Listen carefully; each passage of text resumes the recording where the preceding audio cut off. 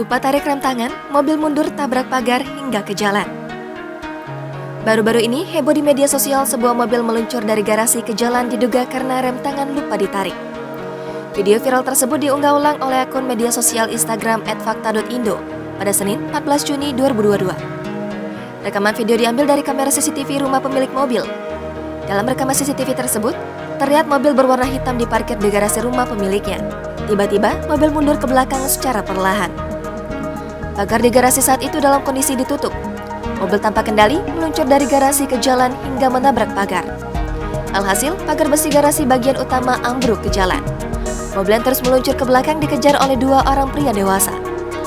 Sewaktu mobil sudah di seberang jalan, pria mengenakan kaos biru dengan sigap membuka pintu mobil untuk menarik rem tangan. Mobil pun bisa dikendalikan dan berhenti saat itu juga.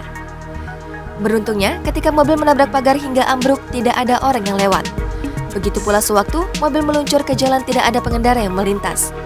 Hingga artikel ini disusun, video tersebut sudah mendapat 602.000 tayangan di Reels dan 20.300 tanda suka. Video itu menarik perhatian warganet yang menonton untuk menuliskan berbagai tanggapan di kolom komentar.